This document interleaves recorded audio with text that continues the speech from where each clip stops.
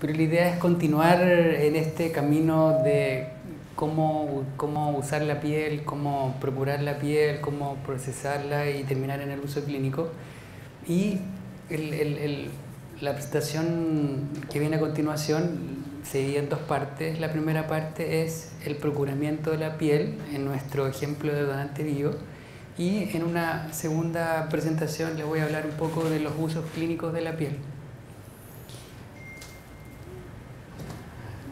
Esta foto es clásica, yo siempre la nombro, es la película de Almodóvar de La piel Cabito, que trata sobre un cirujano plástico que su esposa se quema y la película versa en el desarrollo de una piel sintética para poder curar las quemaduras de la piel de esta mujer.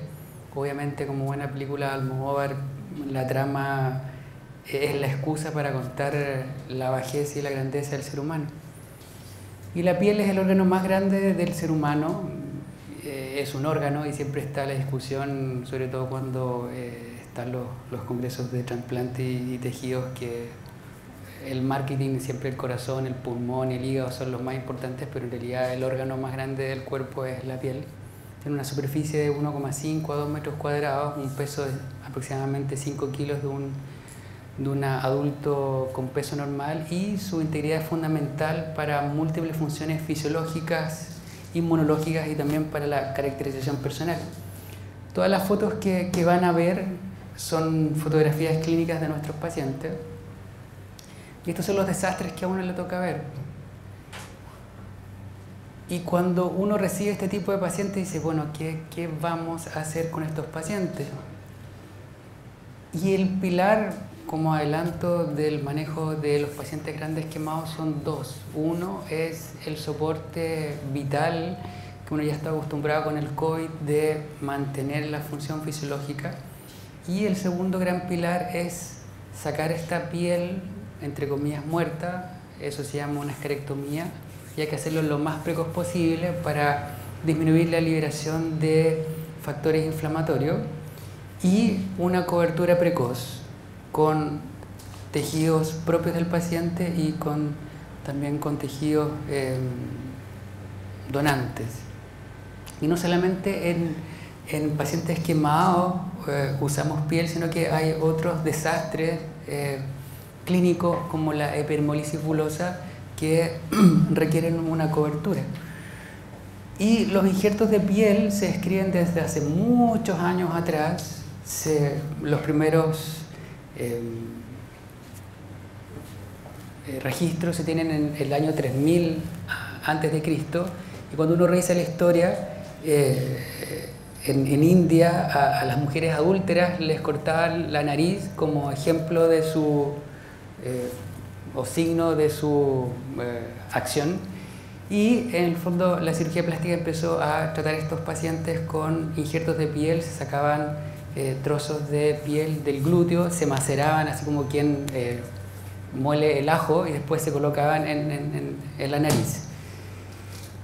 Esos son los primeros registros de los injertos, de los autoinjertos, y esto, entre comillas, une un poco al trasplante con la cirugía plástica. Por eso es que esta combinación que se da entre la unidad de procuramiento y trasplante en nuestro hospital y el servicio de cirugía plástica es una unión y una convivencia que nace desde hace mucho tiempo atrás, porque tienen objetivos en común, que son la movilización terapéutica de los tejidos u órganos desde el sitio de origen a un sitio distante del propio cuerpo u otro cuerpo. Esos son los objetivos de la cirugía del trasplante y de la cirugía plástica, que por lo tanto se comparten, y el estar ahora sentados las dos unidades juntos es algo bastante natural. Y cuando uno revisa la historia, hay casos emblemáticos de donación cutánea, y uno de los casos más mediáticos es de Winston Churchill, que él durante la guerra del Nilo donó piel para un compañero y amigo herido, y por estas cosas del destino, de la vida, la piel no se rechazó, y él en su libro de memorias dice que la piel que él donó permanece en el cuerpo de su amigo, y él la hizo durar, entre comillas, bien de muchas maneras, y él recuerda la cicatriz como algo bonito de alguna acción que hizo buena. La realidad nacional de la donación de piel nos habla que en los años 80, los años 90, se hacía con donantes vivos, y si a mí me tocó probablemente ver algunos casos, y hace un par de semanas escuché lo mismo, que casi se me cayó el pelo el poco que me está quedando. Pero en el fondo lo que se hacía era para pacientes grandes quemados, sobre todo en pacientes pediátricos. Los padres les donaban piel a sus hijos, y entonces en un pabellón estaban sacando esta piel, y en el otro pabellón de al lado estaban insertando esta piel. Ahora, al momento de la aparición, sobre todo el VIH, todas estas actividades fueron frenadas por la transmisión que se puede hacer, porque estos tejidos deben ser tratados para tener una bioseguridad. Pero esa fue la realidad hasta los años 90, que se suspendieron producto de la aparición de enfermedades, infectos contagiosas, principalmente el VIH. Pero los bancos de piel nacen en los años 50 en Estados Unidos, en el Banco de la Marina de Estados Unidos, y ahí se inicia el procesamiento de esta piel. Ahora, ¿cuáles son las ventajas de esta piel? Que la vamos a usar en pacientes principalmente quemados, pero en otros casos clínicos, es que cumplen la misma función de la piel. Reducen la pérdida de agua, electrolitos, eviten la desecación de los tejidos, reducen el dolor, reducen los requisitos energéticos, promueven la epitelización, proporcionan también una plantilla dérmica, y sobre todo en el caso nuestro, porque esto está pensado en los injertos, en los aloinjertos que ocupan parte de la piel, y preparan la herida para un cierre definitivo. Ahora, ¿qué es lo habitual que se hace con la piel? ¿Cómo se procura la piel? Existen dos grandes maneras de procurar la piel, todas en donante cadáver. La primera manera de hacerlo es en el contexto de una donación multiorgánica, y cuando a la familia se le pide que done sus órganos y tejidos. No vamos a entrar en la ley de donación, pero en el fondo cuando se hace ese ejercicio, también se le pide que done su piel. Y se hace en el contexto de la donación multiorgánica. Entonces primero entra el equipo de corazón, de pulmón, de riñón, y finalmente los últimos que entran en esta donación multiorgánica son la gente que va a procurar piel. Y la otra gran manera es en la morgue, en anatomía patológica, y esto es una costumbre de Europa del Este que iniciaron con esta manera, y en el fondo, una vez producida la muerte del paciente, el paciente se refrigera, y tienen un espacio de hasta 12 horas habiéndose conservado el cadáver en frío a más 4 grados, para poder hacer la misma procura, que se hace lo mismo. En el fondo, todas estas procuras tienen que cumplir la asepsia, antisepsia, tienen que hacerse en pabellón o una sala de anatomía patológica habilitada para lo mismo, cumpliendo todos los requisitos para que no haya contaminación. Ahora, ¿cuál es el problema de esta manera de poder conseguir piel? Es que en algunos países la tasa de donación es muy baja, y nosotros, comparativamente a otros países que tienen culturas más desarrolladas de donación, tenemos una tasa de donación en promedio de 10 donantes por millón de habitantes, siendo, en comparación a otros países que tienen programas de donación o cultura de donación, no sé cómo lo quieren llamar, pero más exitosos. Por ejemplo, España tiene sobre los 40 por millón de donantes por millón de población. Y la verdad es que en Chile la donación de piel hasta hace poco era una rareza. O sea, uno ve los números y se da cuenta que el año 2017 hubo un solo donante, el 2018 un donante, el 2019 4 donantes, pero que finalmente se transformaron en 2 donantes por problemas aparentemente de logística de la donación. Entonces, hay una necesidad importante desde el punto de vista clínico para el uso de la piel, pero hay una falta de oferta de este elemento. Y de ahí nace la idea de poder ocupar la piel de los donantes vivos.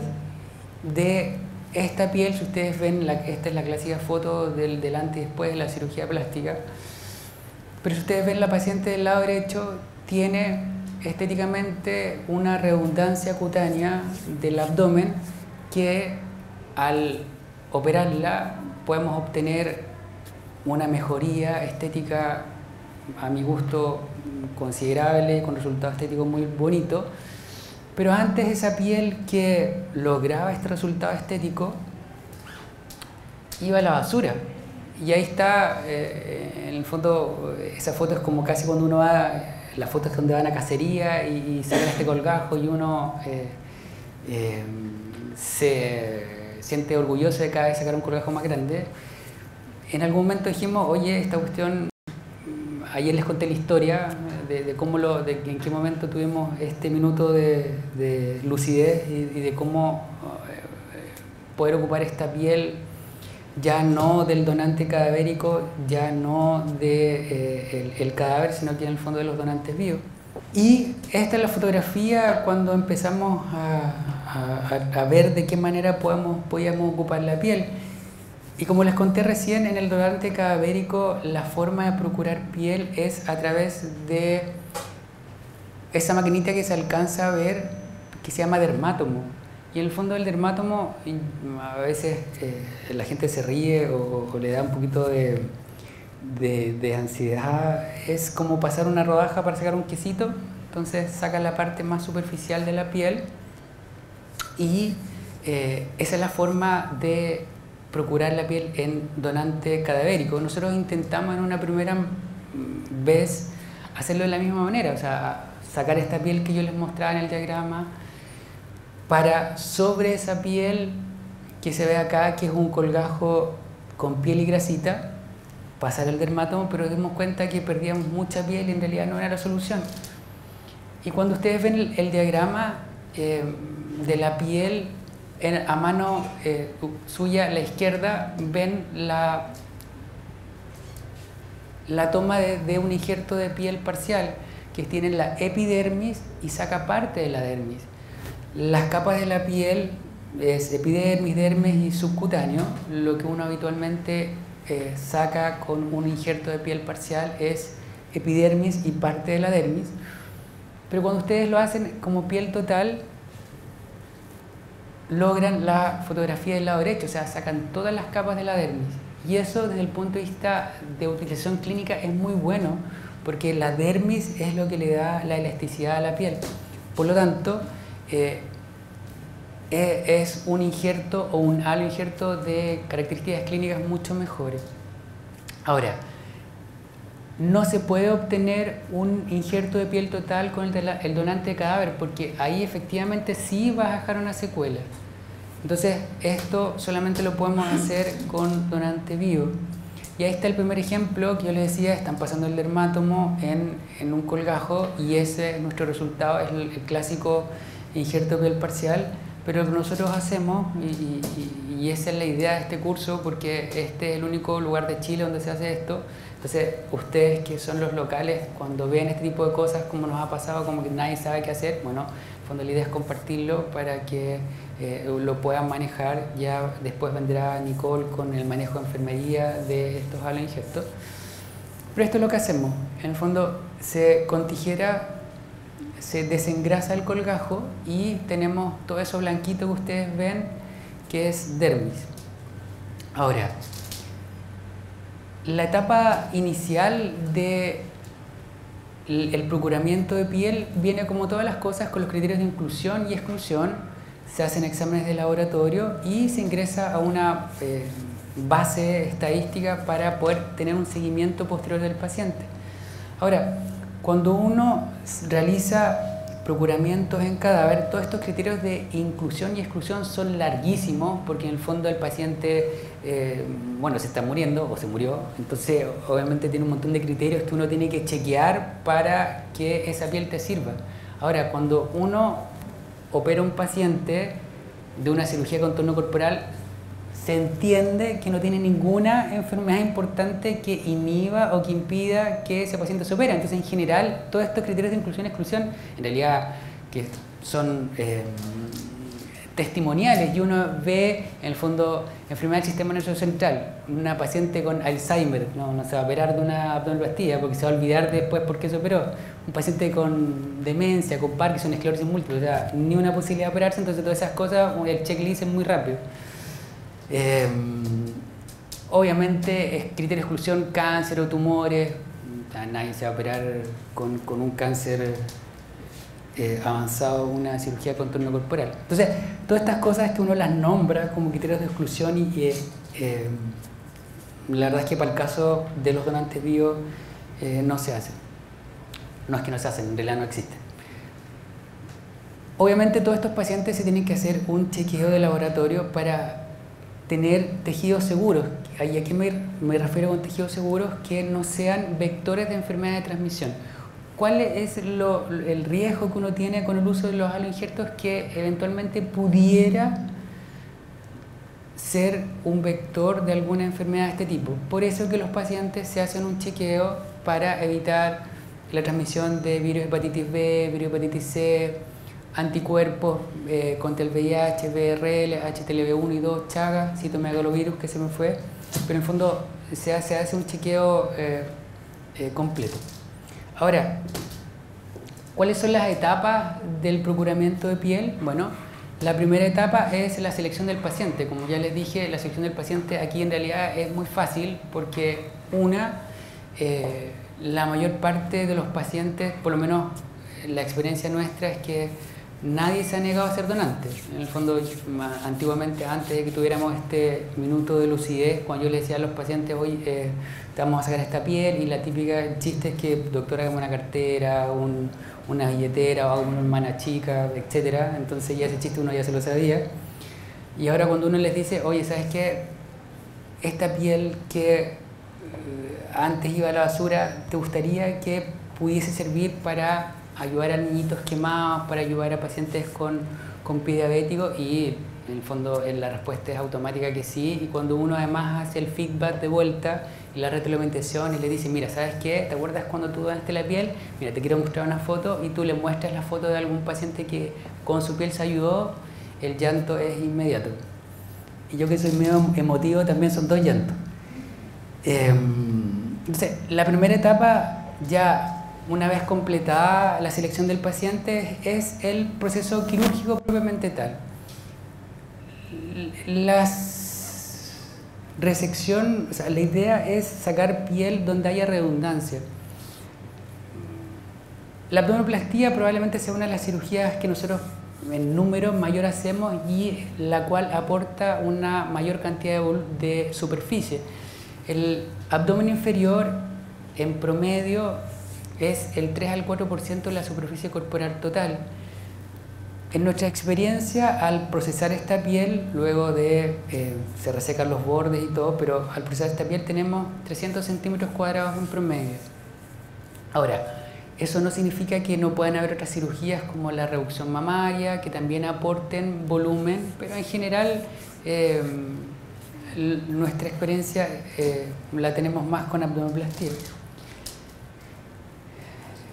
Y esta es la foto de la primera etapa del procuramiento de piel, en donde se inicia con un equipo que hace la cirugía propiamente tal, que es la resección de esta elipse cutánea infraumbilical. Y al segundo tiempo, al resecar el colgajo, ya está el equipo de procuramiento que hace lo que ya vimos, que es en el fondo desengrasar el colgajo. Se saca esta grasa y se deja esta elipse, como se ve en la siguiente fotografía. No sé si se alcanza a ver, pero aquí este orificio es el ombligo, aquí está la parte inferior y esta es toda la grasita. Entonces con tijera vamos separando lo que es grasa de lo que es dermis. Y esa es la primera etapa, o sea, la segunda etapa, que es el procuramiento propiamente tal. La segunda etapa es el empaque e identificación. Toda esta piel que nosotros ya sacamos, en el fondo va a un recipiente que está obviamente estéril, que se almacena en una bolsa estéril de al menos 90 micrones, y se echa suero fisiológico con antibióticos rotulando el código de la cirugía, colocando la fecha, hora del procuramiento y obviamente los datos del paciente. La cuarta etapa es el almacenamiento, en el cual este recipiente que está envuelto en estas bolsas va del pabellón a el lugar de almacenamiento transitorio en un cooler con unidades refrigerantes, manteniendo una temperatura de 2 a 8 grados. Nuestra historia, y ustedes la escucharon ayer, decía que nosotros hacíamos esta parte y después esto viajaba a Santiago, obviamente manteniendo una cadena de frío, pero la gracia es que esta etapa de almacenamiento sigue una etapa de transporte. Y esta etapa de transporte, hasta hace poco decía que nosotros tomábamos esta piel y viajaba al Banco Nacional de Tejidos que está en Santiago.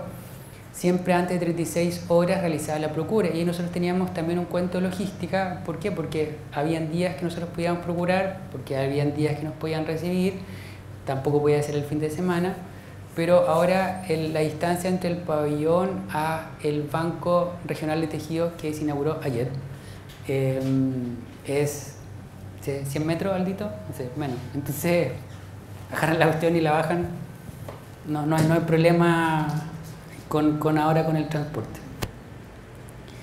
Después viene la etapa del procesamiento, probablemente ya Luana nos va a explicar más todo lo que es el procesamiento, pero se mide el colgajo y se hacen distintos cortes. Ahora, los cortes no es que siempre hagamos cortes de 5×5, de 10×10, obviamente probablemente, como esta cosa la estamos iniciando, hayan cortes estándares, pero nosotros tenemos necesidades múltiples y entonces probablemente esto en algún minuto va a ser a pedido, no sé, vamos a dejar el colgajo grande para ocuparle los grandes quemados, para no que tengan que pasar chiquititos, y también nosotros nos sirven los chiquititos porque lo hemos usado en pacientes prediabéticos y esta piel, la gracia que tiene, en algún momento ojalá que a algunos de ustedes les toque poder tenerla en las manos, es muy elástica.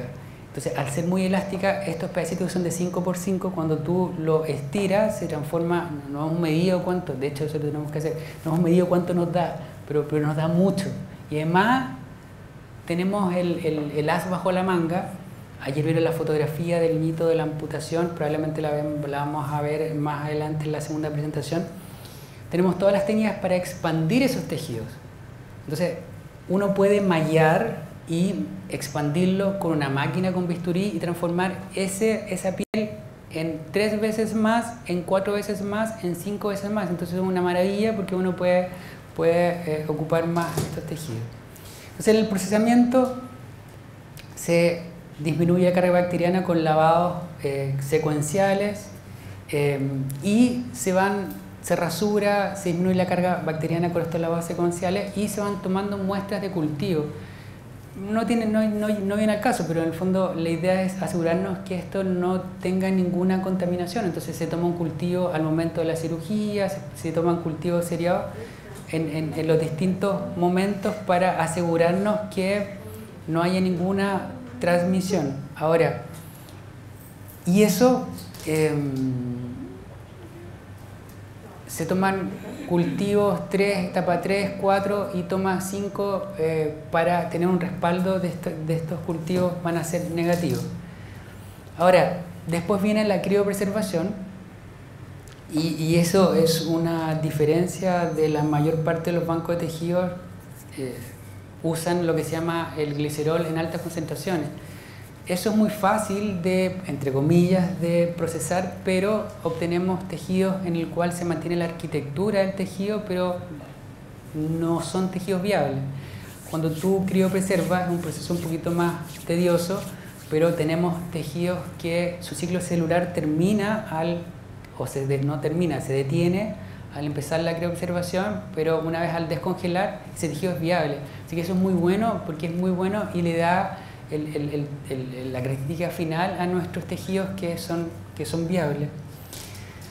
Ahora, estos tejidos, una vez terminado el proceso de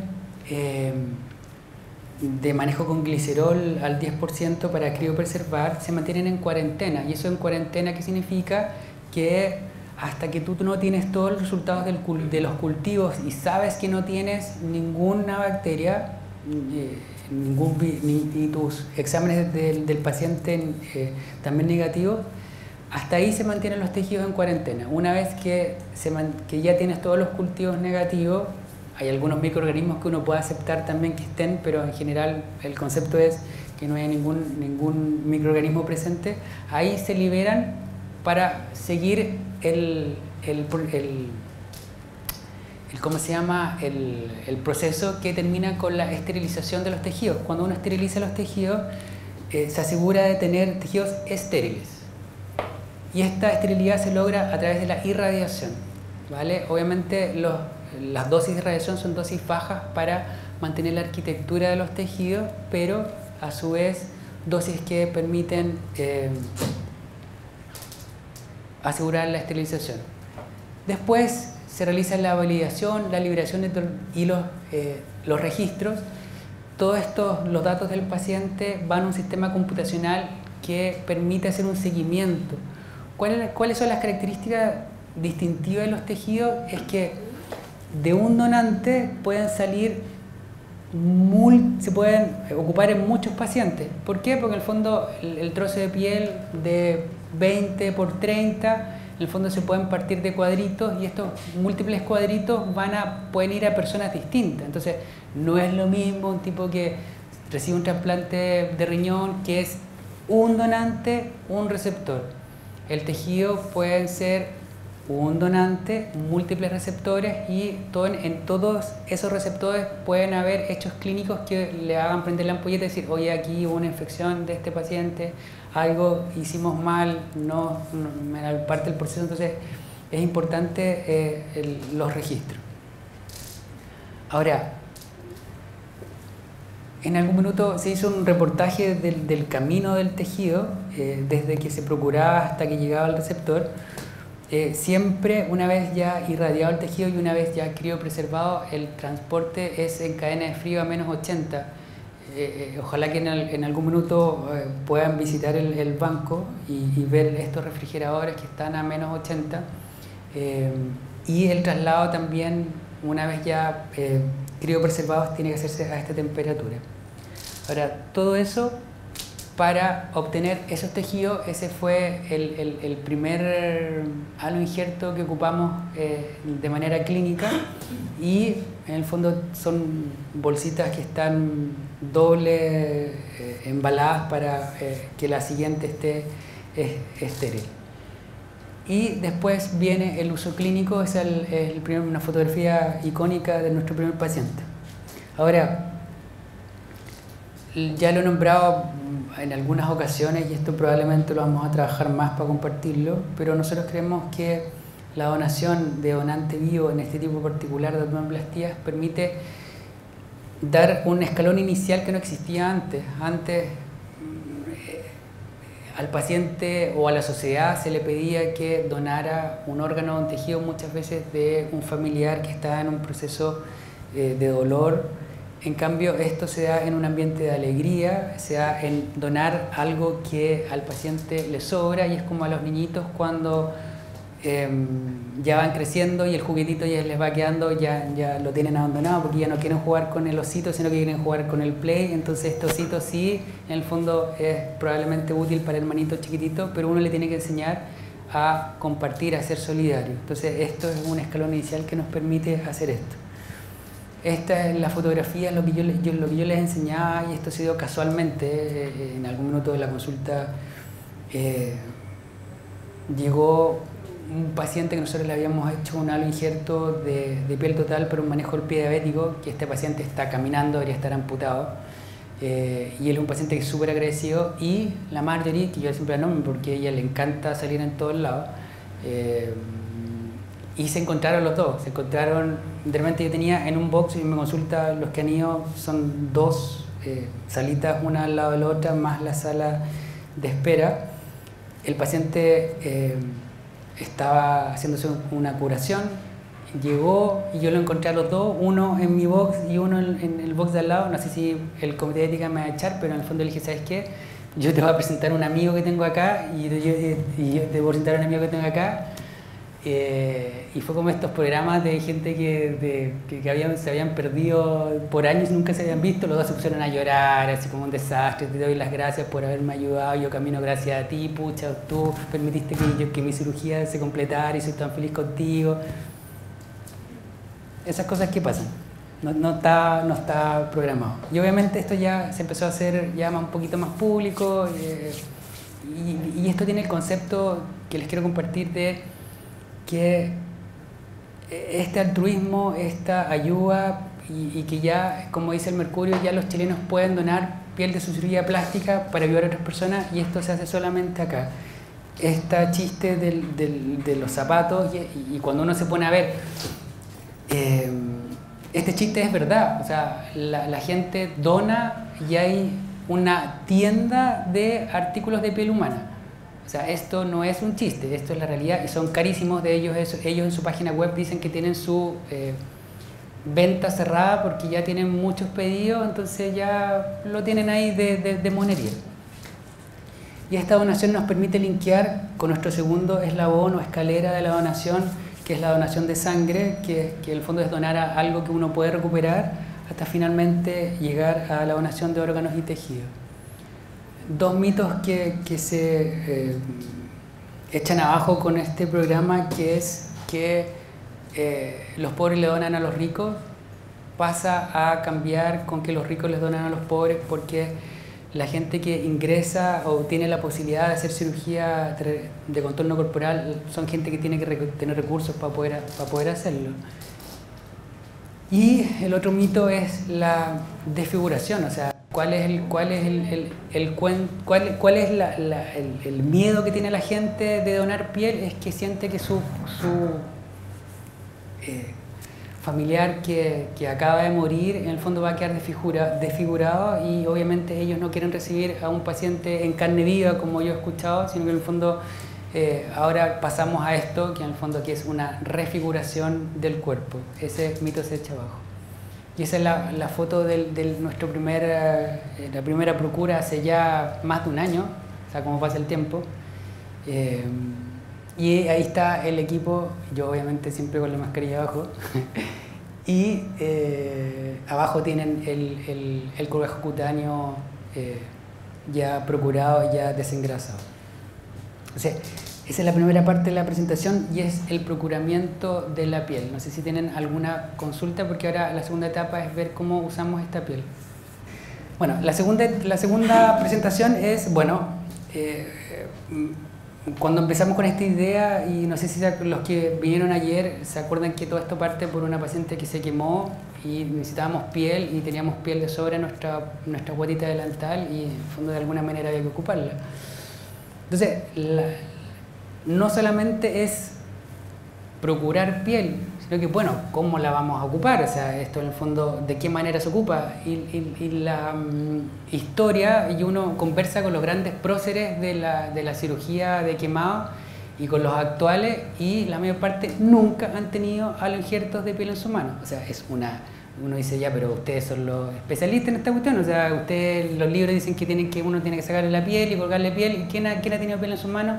Pucha, los más grandes han tenido piel de cerdo, pero muy pocos han tenido piel humana. En Chile hay un programa que lo maneja por años la doctora Turén, que es una cirujano infantil que trabaja en el Hospital Ezequiel González Cortés, y el equipo de ella hace la procura, pero en el fondo, no sé cómo llamarlo, pero en el fondo ellos son comilones, entonces procuran y lo usan en sus pacientes, o sea, no hay compartir con el resto de la piel. Entonces la mayor parte de la gente que hace quemado nunca ha tenido piel en sus manos.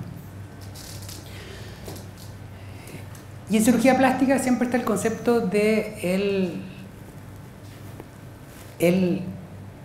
la escalera reconstructiva. ¿Y cuál es este concepto? Que es una cosa muy lógica. En el fondo, para cada problema utiliza la solución más simple, que es como casi de manual de optimismo o de autoayuda. Pero eso va cambiando con el tiempo, y en el fondo el concepto que tenemos ahora es el ascensor reconstructivo. ¿Qué significa eso? Que para cada problema no utilice lo más simple, utilice lo mejor. Ahora, El problema es que ese mejor y las alternativas de la cirugía plástica y ese mejor no son las mismas que tienen en la Cleveland Clinic, que la Clínica Las Condes, que el Hospital de Combarbalá y el Hospital de Iquique. Entonces, ¿de qué se trata esto? De cómo con la chispeza de provincia se pueden solucionar cosas complejas con soluciones simples. Ahora, si ustedes ven este ascensor reconstructivo, lo más alto que uno puede escalar es la microcirugía. La microcirugía es trasladar tejidos desde un lugar a otro a distancia y haciendo las anastomosis arteriales y venosas para que ese tejido pueda volver o mantener su vitalidad. Eso es lo más complejo. Ahora, eso es una súper buena solución, pero tiene desventajas. ¿Cuáles son las desventajas de la microcirugía? Que son mayor tiempo quirúrgico. Estamos hablando de microcirugías que son de 8, 12 horas en promedio. Se necesitan equipos entrenados, habitualmente 2 equipos, en el fondo uno que va al lecho donante y hace el procuramiento, otro que va a injertar o hacer el trasplante de este colgajo. Es una técnica compleja, tiene una curva de aprendizaje un poquito más larga, se requiere una infraestructura y un equipo entrenado y está disponible en pocos centros. Ahora, esto de con fácil o difícil depende del usuario, porque obviamente hay personas que tienen la habilidad y la desarrollan mucho más rápido, pero en general uno tiene que decir que es una técnica compleja. Ahora, como nosotros siempre hemos sido agrandados en la vida, nosotros hemos hecho microcirugía y en el fondo este paciente, salimos para variar en portada de un diario, el año 2017, un paciente de Caramucho que me acuerdo que yo había recién llegado de la beca y había estado un año esperando por una exposición ósea y conjuntamente vino el Sonríe con Rotary, que es este programa que todos los años se hace para ayuda a los pacientes esperando una cirugía plástica, y en ese momento junto con un equipo de americanos se hizo una microcirugía. Pero en general estamos hablando de que en este paciente nos demoramos 12 horas en una cirugía, a 3 equipos, o sea, eso que usted sobre todo en provincia, o sea, ya que tienen un pabellón, nosotros todos los días peleamos para que nos den un pabellón para hacer un diabético, ya gastarnos un pabellón de 12 horas y 3 equipos operando, eso es inviable en la mayor parte de los lugares. ¿Cuál es la otra alternativa que nos pudiera servir para manejar en este ascensor reconstructivo los problemas complejos? Son las matrices de regeneración térmica. Ahora, las matrices de regeneración térmica, y como ejemplo tenemos el íntegra, asimilan las funciones de la dermis. Entonces, uno puede cubrir estructuras nobles. ¿Cuál es el gran problema? Y hablando de manera coloquial, es que cuando uno tiene una herida compleja, y es lo que probablemente más les toque ver, cuando ya el hueso está expuesto, cuando el tendón está expuesto, cuando el cartílago está expuesto, estamos en problemas. ¿Por qué? Porque ahí no hay cómo cubrirlo, sino es que uno hace un colgajo local, pero no puede injertar, no puede usar apósitos que ustedes probablemente manejen mejor que nosotros. Y estas matrices de regeneración térmica nos permiten hacer esta capa para que podamos cubrir estas heridas. Ahora, ¿cuál es el problema? El costo. Si ustedes ven una matriz, ahí están los costos, estos son del año pasado, una matriz de regeneración térmica de 10 por 12,5, 1.600.000. Eso es lo que cuesta una matriz de regeneración térmica. Por eso que incluso en países con muchos recursos económicos como Estados Unidos, en algunos lugares estas matrices de regeneración térmica no están disponibles para el habitual de los pacientes. ¿Por qué? Porque quebrarían a cualquier sistema sanitario. Entonces, finalmente uno las ocupa, pero en pacientes muy puntuales y que habitualmente el paciente tiene que hacer el esfuerzo de comprar su matriz de regeneración térmica. Ahora, estas matrices de regeneración térmica habitualmente requieren, uno, tener un lecho que esté limpio, poder colocar esta matriz de regeneración térmica, que la matriz de regeneración térmica se integre, que no en todos los casos se integre, y puede también infectarse y todo, y además en la mayor parte de las veces un segundo tiempo para autoinjertar a estos pacientes. Entonces, en general, así como yo les decía, los próceres de la cirugía plástica o de la cirugía general, ¿quiénes han tenido autoinjertos en sus manos?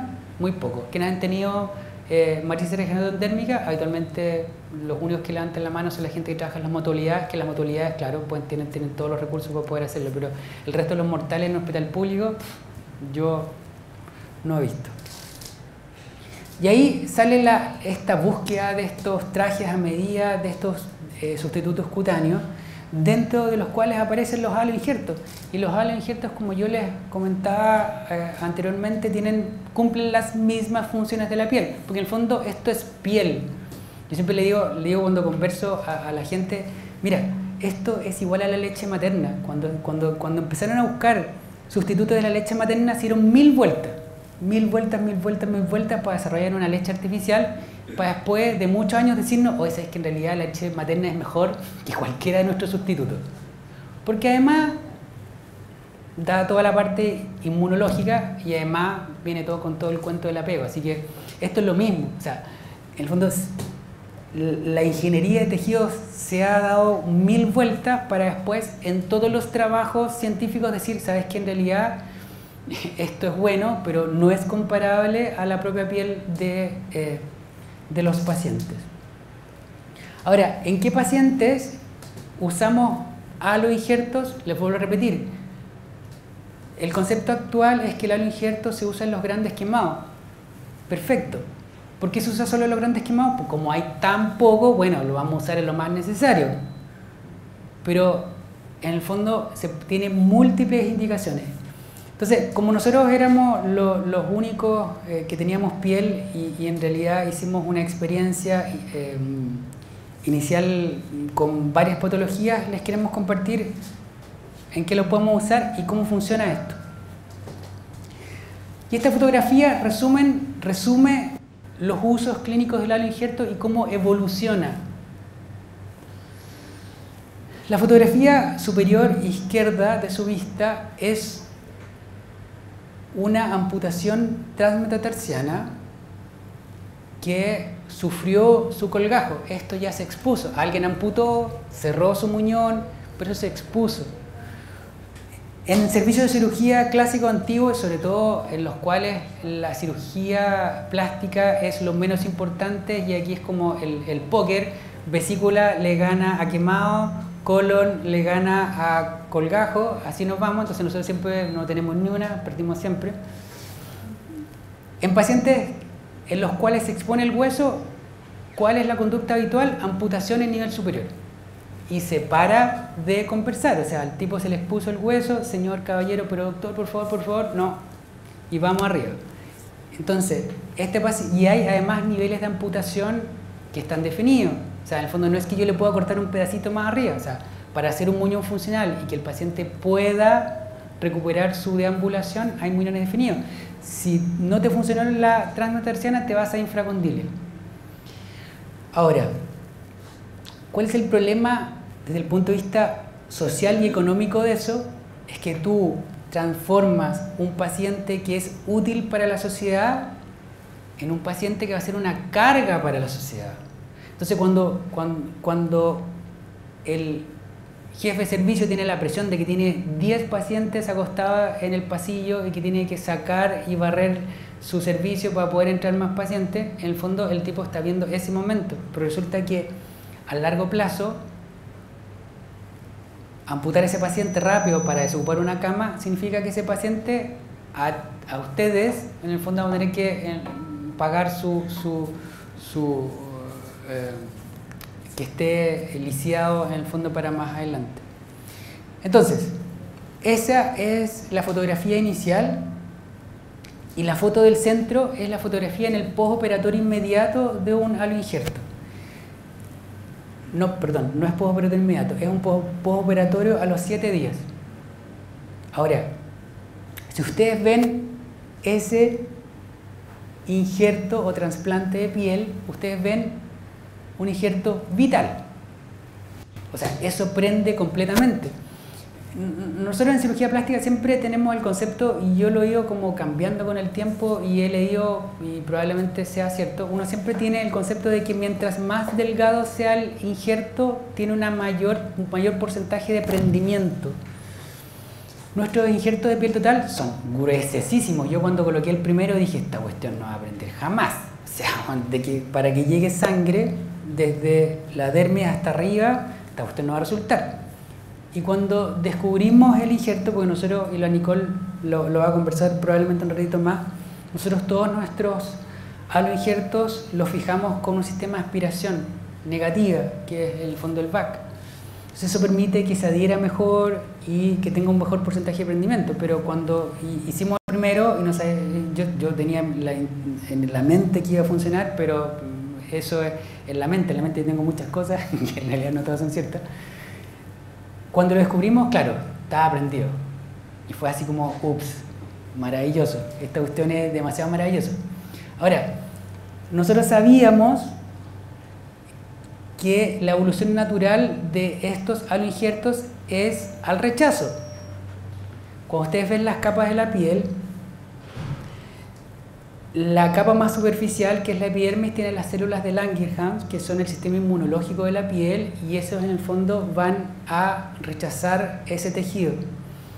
Ahora, en lo clásico de los aloinjertos, este rechazo es bien precoz, es entre los 10 a los 15 días. En los pacientes grandes quemados, como tienen una disminución del sistema inmunológico, habitualmente el rechazo es un poco más tardío. Hay pacientes que lo rechazan al día 30, quizá un poco más, pero esos son los tiempos. Ahora, ¿cuál es la clave de esto que hace que también sea un poquito más entretenido? Es que la dermis no tiene células de Langerhans. Entonces, en el fondo, este rechazo tiene una capa más grande como para llegar a que se rechace. Entonces, actualmente el rechazo es un poco más tardío. Ahora, la tercera foto que está allá es lo que pasa con la evolución, que nosotros sabíamos que iba a pasar. Como este mundo, hay gente que opina y no tiene idea de lo que está opinando. Cuando llegamos a esa fotografía y era el primero, lo que hicieron estos compadres, o sea, esta cuestión no sirve para nada, pues, se necrosó y todo así como, miren, aquí están los plásticos, mira la tontería que hicieron, se necrosó, esta cuestión es un desastre. Bueno, uno que sabe, bueno, se ríe para adentro, no va a andar peleando con todo el mundo, pero se ríe de la ignorancia. Si total, como yo les decía ayer a gente que estaba sentada en la mesa conmigo, la ironía es la risa de la inteligencia. Así que bueno, uno irónicamente responde, pero esa es la evolución natural. El rechazo en tiempos variables. Y esta foto de acá, que en realidad está girada al otro lado, es la magia que se produce. Cuando tú sacas esa escara necrótica, tienes este tejido que si tú lo observas es obviamente muy distinto a este tejido. Este es un tejido de granulación desordenado, que además tiene la exposición, en este caso, de los huesos del metatarso, y aquí hay un lecho absolutamente vital. Y esta es la magia, porque en el fondo esto ya te cubrió el hueso, esto ya impide que haya una osteomielitis secundaria, y esto te permite autoinjertar sobre este lecho, ¿vale? Si tú injertas solamente piel aquí, esta cuestión en un rato tiene una osteomielitis, claro, te puedes consultar al principio porque el tejido granulatorio te va a prender el injerto probablemente por un rato, pero no te va a cubrir el hueso y eso va a hacer que en un par de meses el hueso esté con una osteomielitis y tengas que amputarlo más arriba. Pero esto te permite cubrir el hueso, esto va a un antiinjerto y la foto final es una foto, me parece que al par de meses. ¿Podría haber sido que en vez de autoinjerto fuese nuevamente piel total? Sí. Lo hicimos piel total donante o piel total del paciente. Donante. Lo hicimos en un paciente, pero la verdad es que una vez que uno ya tiene ese lecho, ya te permite poder cubrir con el paciente. Si la idea es que esto ya sea una cosa definitiva. Lo voy a nombrar un poquito más adelante, lo de lo temporal, lo definitivo. Ahora. Si tuviéramos que ir a destajo, podría haberle puesto Exacto, la misma, exacto. O sea, podemos... Sí, pero finalmente tú tienes que autoinjertar para que eso sea definitivo. O sea, el último paso es el autoinjerto para que te cubra, porque si no sepa eso, ¿qué es lo que va a ir pasando? A ver. Las coberturas se definen en función del tiempo en temporales, que son los senoinjertos, que son los donantes de otras especies. Los aloinjertos, esas son coberturas por definición temporales. Las coberturas definitivas, que en el fondo son coberturas con el propio paciente. Ahí tenemos los colgajos locales, regionales, los microquirúrgicos y los injertos de piel. Y esto que nosotros tenemos, y ya lo publicamos, es una cobertura intermedia. Porque en algunos pacientes, y lo vamos a ver en fotografías, esto además produce una contracción de la herida que finalmente termina por epitelizar completa, entonces no necesitaste nada más. Y en algunos y en otros es una cobertura temporal que vas a tener que sacar esta capita y injertar. Entonces, esto es además es una nueva clasificación de las coberturas, que no son los aloinjertos. Acuérdense que estamos hablando de aloinjertos de piel total que no existen. Bueno, ahora existen, pero antes no existían. Espérate, me perdí. Ahora, esta es la histología. Yo sé que ustedes no son patólogos, pero bueno, yo les cuento, ustedes me creen. Esta es la histología de la escara necrótica. Y esto es el rechazo que se produce en rechazo el pulmón, el riñón, siempre pasa lo mismo, que es una invasión de polimorfos nucleares y con zonas de necrosis. Esta es la histología de el tejido de la escara entre comillas.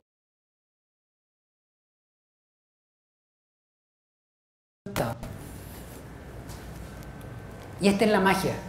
En el fondo, ¿cuál es la magia?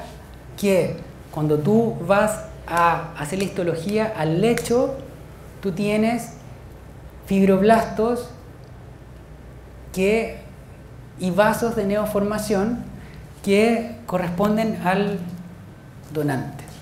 Y ahí está la magia. En el fondo, que esto funciona como un andamiaje biológico que permite que sea colonizado por las células del receptor. ¿Vale? Ahora, ya lo comprobamos con histología. Ahora, cuando uno va a ver las imágenes, se comprueba porque esa capita blanca tiene la misma intensidad a la resonancia que la dermis.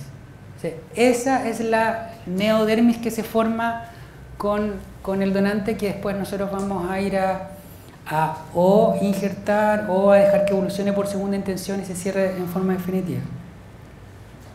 Y este es el concepto que yo les recalco. Esto es un andamiaje biológico, que en el fondo tú al paciente le das esta estructura y que el paciente con las semanas lo va colonizando, lo va llenando con sus propias células, ¿vale? Entonces, este andamiaje biológico. Entonces, veamos cómo funciona. Ya les mostré una fotografía que nos dé el proceso completo, pero bueno, veamos algunos casos particulares. Este es un niñito que es prematuro, nació a las 28 semanas y tuvo todas las complicaciones del prematuro. No sé si se alcanza a ver, pero aquí tienen unas ostomías, ¿vale? Porque este niñito hizo una enterocolitis necrotizante, patología clásica del prematuro. Si ustedes ven, tiene su guatita abierta, lo que se llama una laparostomía contenida. Entonces tiene su intestino al aire, en palabras muy simples. Ahí ha sido un poquito mejor y ya este paciente había sido operado 4 veces teniendo 28 semanas. En la UCI, conectado a ventilación mecánica, un paciente que no subía de peso y no le quedaba otra alternativa. Ya los cirujanos infantiles tiraron la toalla y nos llamaron a nosotros cómo nos pueden ayudar con este paciente, y lo fuimos a ver, y cuando uno es martillo, a todo lo ve como clavo. Entonces dijimos, bueno, piel total, aquí tranquilo que llegamos nosotros. Y esta es la fotografía. Si ustedes ven, esto es maravilloso, porque en el fondo tienes un paciente que ese es su efecto de cobertura, injerto de piel total, y si ustedes ven allá, ya ese injerto que aquí está muy clarito, ya va cambiando coloración. Miren acá todo lo negrito. Ahora, si ustedes se dan cuenta, hay 2 detalles que son súper importantes. 1, aquí el paciente está llorando. Miren cómo protruye a través de las ostomías su intestino, ¿vale? Pero miren aquí, donde en teoría el abdomen está abierto, aquí no protruye nada.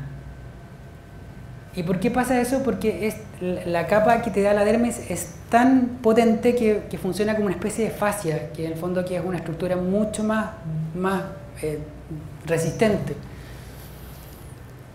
Y los cirujanos infantiles le repararon su hernia, le cerraron su intestino y nosotros no hicimos nada. ¿Pero qué van a hacer con eso?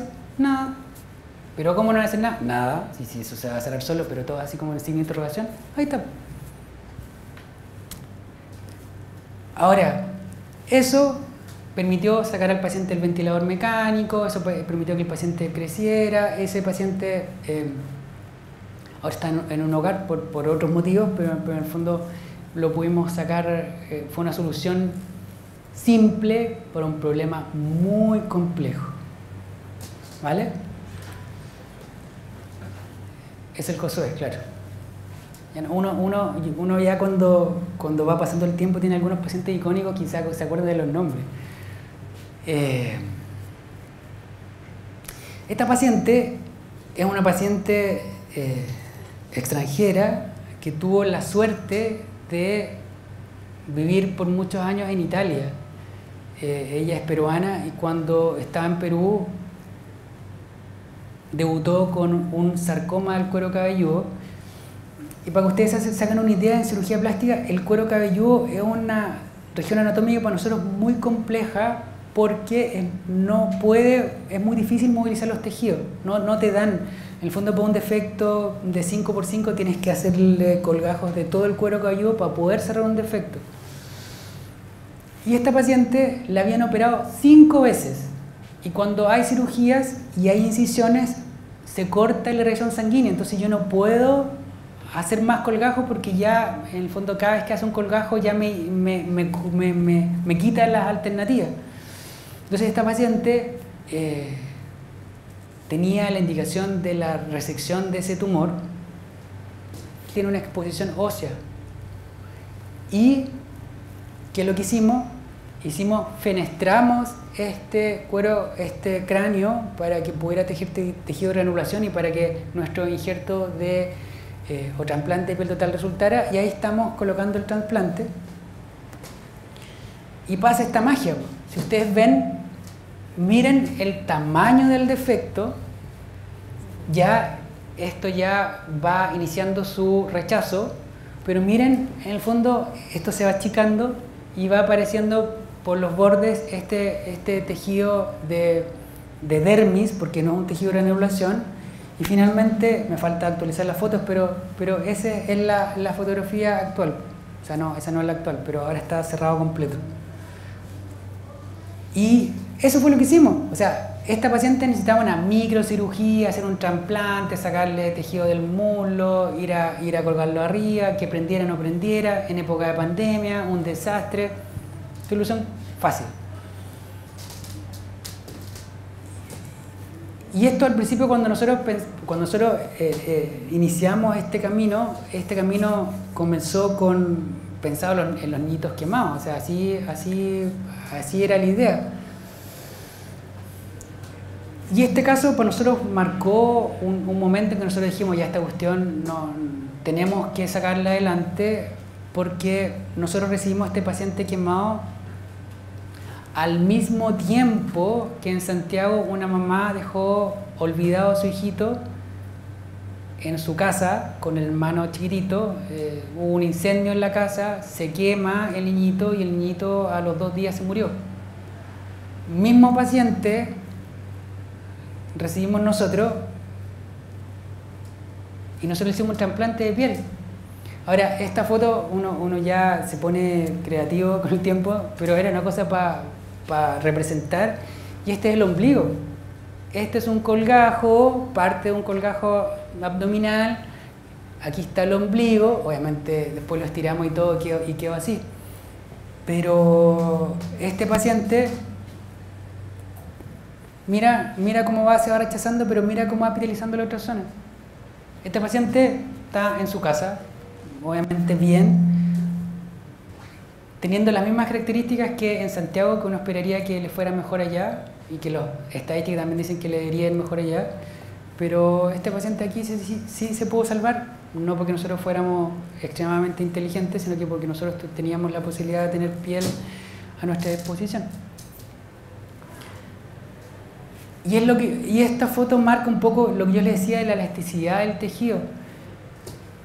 Y aquí también hay algunos detalles. Si ustedes ven, este es el defecto inicial de un paciente que tuvo un desforramiento del muslo, y si ustedes ven pieles de distintos colores. Esto es como un mosaico de Gaudí. ¿Por qué? Porque eran distintos donantes. Y como eran de distintos donantes, también tuvieron un rechazo en distintos tiempos. ¿Vale? Y cuando uno va a ver la elasticidad, porque cuando uno ve a un paciente quemado, una de las cosas que dan más impotencia en el futuro es las secuelas que ellos tienen. Y las secuelas del paciente quemado tienen que ver principalmente por la ausencia de dermis, porque la dermis es la que le da elasticidad a los tejidos. Entonces, cuando uno hace, como yo ya les comenté, como uno hace estos injertos de piel total, queda la dermis, y cuando uno va a hacer este pliegue, este pinch test, tenemos elasticidad de los tejidos, y ahí está haciendo este pinch test para probar que tenía elasticidad. Probablemente la gente que trabaja en urgencias, en la UCI, ve estos clásicos pacientes que son un desastre, que son pacientes con sepsis abdominales, que están laparostomizados y hacen fístulas y no los pueden sacar del ventilador. Es un desastre. Y el mismo día que operamos al niñito que yo les mostré en las primeras fotografías, operamos a este paciente. Este es un paciente que ingresó por una hernia inguinoescrotal complicada, perforada, 4 veces a pabellón por aseos quirúrgicos múltiples. Ya ese es un abdomen que siempre se dice un abdomen sellado, un abdomen congelado, que tú no te puedes meter adentro, porque en el fondo si te metes vas a probablemente perforar el intestino. Entonces lo querían sacar del ventilador. Bueno, coloquémosle piel total para poder sacarlo. A la persona le colocamos piel total. Día siguiente estaba fuera del ventilador.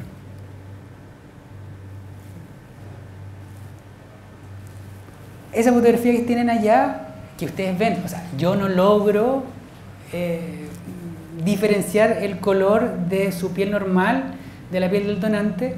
Esa fotografía es a los 14 días. Entonces, eso te permite un control local, porque siempre se habla del control sistémico de los pacientes y la UCI y el control sistémico. Bueno, pero este es un control local que te permite estabilizar al paciente y sacarlo. Ese paciente sale. Esta es otra fotografía más o menos parecida a la primera que les nombré, que es un pie diabético. Tuvimos una cirugía de pie diabético y ese paciente también es la fotografía final. Y esta fotografía no tiene que ver con el uso del injerto, pero uno siempre está acostumbrado, y nosotros, como mientras más grande el tumor y más grande la reconstrucción, es como más grande el cirujano plástico. Y esa es una fotografía de un paciente nuestro, una reconstrucción compleja facial después de un cáncer espinocelular. Pero en algún minuto se nos ocurrió, y ahí está la Catalina que es parte de esto, así que le doy la gracia, de poder usarlo también en los pacientes con cáncer. El gol estándar de la resección de los tumores cutáneos es la biopsia intraoperatoria, que se llama el MOS. O sea, ¿qué significa eso? Que tienes que tener un patólogo al lado tuyo que te vaya diciendo, ¿sabes qué? Arriba te falta un poquito, abajo profundízate, y sigue para acá, y sigue para allá, y en el fondo, ahora eso significa que hay un cirujano, hay eventualmente un cirujano plástico para hacer la reconstrucción, y hay un patólogo, todo eso en muchas horas para que el patólogo te vaya diciendo, sí, sigue para acá. Eso es inviable, ni siquiera en la gente que tiene mucho dinero, pero es el gol estándar. Ahora, uno no puede hacer la reconstrucción inmediata. ¿Por qué? Porque puede alterar el lecho, que después vas a tener que resecar si es que te salen bordes positivos. Ahora, esto es también algo novedoso, que es una nueva alternativa de manejo de hacer una resección, que esta acá es el tumor, se hace una resección obviamente con bordes que está establecido cuánto borde uno tiene que sacar, pero le colocáis un injerto de donante y lo dejáis ahí. Total, eso en el fondo se va a perder, y en el tiempo que se pierda, tú ya tienes tu biopsia y vas a la reconstrucción. Entonces, esto es facilitarle la vida a la gente. Colóquele un halo injerto y después se reconstruye. Esta foto la voy a tener que actualizar porque esto fue al mes, me parece, ahora tenemos una foto más bonita. Entonces, en resumen, ¿cuáles son las características de los halos injertos de piel total criopreservados? Y en el fondo esto es nombre y apellido paterno y materno, porque todo eso le da la definición a nuestro halo injerto. Son 3. Uno es que es de donante vivo. Eso ya lo hace raro. Obviamente hay gente que ha hecho propiamente donante vivo. Esto no es inventar la rueda. 2 de piel total. Y 3 criopreservados que son viables. Ahora, la unión de estas 3 características lo hacen único. ¿Vale? Ahora, yo siempre le digo que esto es como las maletas.